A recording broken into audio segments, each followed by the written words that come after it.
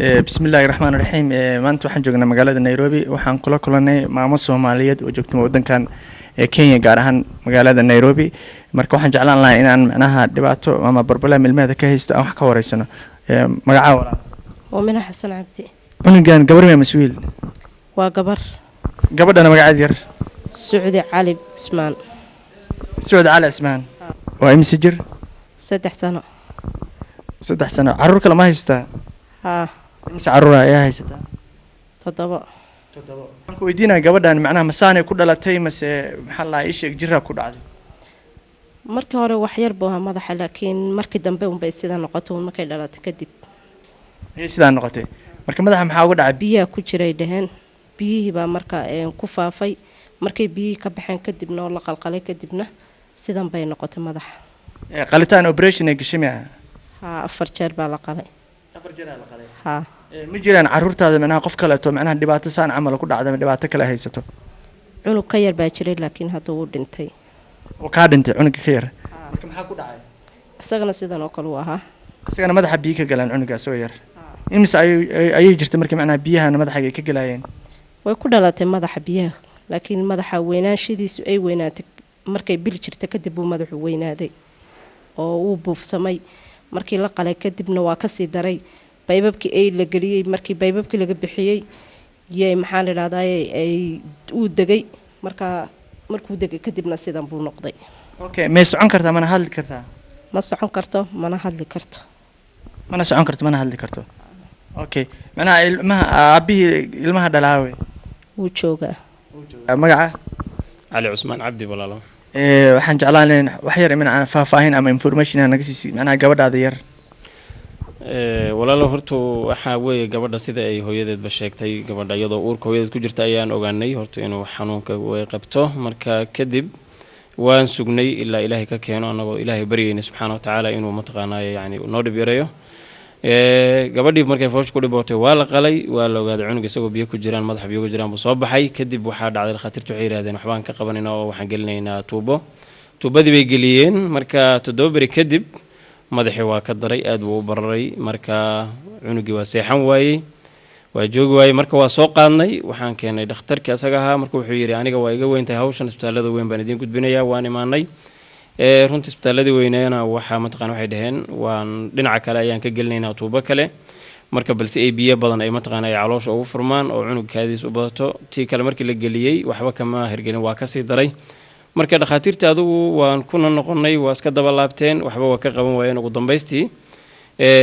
jirkii ilmaha ayaa kor ka dilaacay oo meeshay tuubadii ku jirtay haragii ayaa dilaacay kadibna marka xal waxay yiraahdeen waa inaan tuubooyinka dhan ka saarno marka sidaa darteed markay ka saareen madaxiina sidii iska yahay annagu de kulli waxaan yiri qof taqaan inay dhimato ayaan filaynay marka ma aysan dhimanin ilaahay subxaanahu wa ta'ala waa uu waqti u cumrigu daray gabadha waa may walaal waa lagu soo qalay cunugii isaga ahaa gabadhan mataqaanaa Saudi hooyadeed waa lagu qalay ilaahay subxaanahu wa ta'ala marka mataqaanaa cumrigeeda kulli de ilxumo looma dhinto marka dib iyo rafaad iyo dhaqaale mataqaanaa ku baabay waa iska jirjiray annaguna mataqaanaa intii karaankayaga waa dadaalay laakiin tii ilaahay baa socotay marka ugu dambeystii markii laga saaray tuubooyinkii gabadhii madaxii xoogaa markay joogtay muddo 9 bilood waa isku dhaxdhacay marka dibadda iyo waxaan isku daynay marka dhaqaalihii oo dalka Kenya naga dhamaaday waxaan haysan anagu awal dad boqoxootiyan iska hayn marka waxaan haysanay markuu naga dhamaaday mataqaanaa carruurtii hataa biilkooda khatar naga gashay waxaan yiri bal ilaahay uu subxaanahu wa ta'ala ka warsuga marka meel baan iska saaranay ilaa haddana marka sidaas ay sartiisa ka saaran tahay runtii yani waa isku daynay inaan dad mataqaanaa muslimiin oo walaalaha yani qalbiga jalisana Soomaalida aan la kaalmaysano marka runtii de kulay ilaahay waqtigu wax qoro bay yimaadaan marka waxaan isleenahay waa maanta oo maalintii fursada ugu qaalisaneedeen aan aragno walaalaha mataqaanaa bahda warbaahinta ka socota iyo sida walaalka Aada Faysal oo runtii anoon aqoonin aan ka warqabay maartay yani ummadda gargaarka uu fidiyay hadda ka hor marka taas ayaa mataqaanaa maanta kulay anaga hadda ka waalid ahaan ilaahay baa subxaanahu wa ta'ala wax fududeeyo laakiin waxaan isleenahay kulay ilaahay subxaanahu wa ta'ala maalinku mataqaanaa wax badbaadin lahaa ayaa maanta ah marka runtii anaguna hadda kulay waxay u dhakhaatiirta nagu yiraahdeen gabadhi wax waa ka qaban karnaa madaxina waa dhisi karnaa haddaysan intan ka sii weynaanin hadday weynaato sidan ku weynaato waxay lafiya waad kaanayaan waxaana suuragal oo khatar ay yiraahdeen meeshan hadda aad aragto laftii ayaa maqaarka dilaacinayso marka laftan haddee maqaarka dilaacisana meeshii boog bay noqonaysaa boogta ayada inay maskaxda wax u dhinto ayaa laga yaabaa marka waxay yidhaahdeen yacni gabadhan hadda maskaxdeedii weli dhib badan ma gaarin waa suuragal inay wax barato haddii mataqaanaa hadda laga gaaro oo madaxii la dhiso maskaxdeedana mataqaanaa inay wax barato ay hadasho oo qof nool noqoto waa u dhowdahay ayay yidhaahdeen marka runtii yacni baryahan hadda mataqaanaa meelaan wax ka bilowna ayaan garan weynay marka waxa weeyahay arrimaha sidaa walaalow ayaa hadda mataqaanaa dhibkana haysto marka ilaahay subxaana wa tacaala waxaan ka baryaynaa inuu kolley annagana dhibka naga qaado walaalaha kale ee muslimiinta ana uu ka badbaadiyo marka arrimahaas iyo walaalow culeyskaas ayaa jiro inshallah maxaa kaleeto macnaha ii sheeg aad macnaha ummadda usoo bandhigaysaa jeceshahay dad muslimiinaan nahay yani waa ku qanacsannahay waanan ku faraxsannahay wax ilaahay noo qadaro laakiin walaalayaal horta yani annaga haddii mataqaanaa shakhsiyan ay arrintii culeyskii uu naga weynaaday wada codsigaan muslimiinta u gudbinayna horta waxay tahay yani in gabadha yarta la badbaadiyo waxaa kaloo ka daran oo walaalo meesha yaalo kuwii yaryaraa ee gabadha la dhashay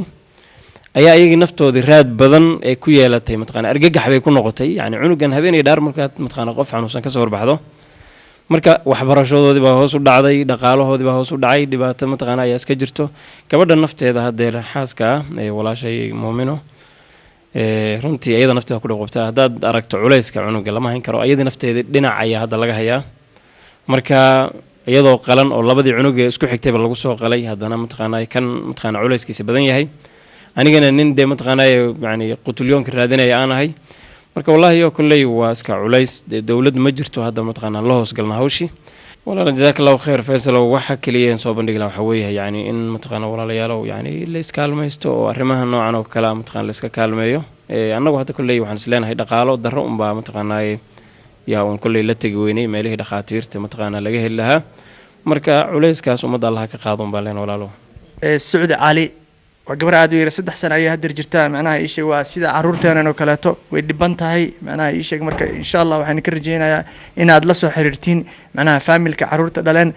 iyo telefoonkooda oo ku qoran macnaha shaashada ugu jeedin macnaha qof walba wuxuu ka caawin karo. Assalaamu calaykum waraxmatullaahi wabarakaatuh.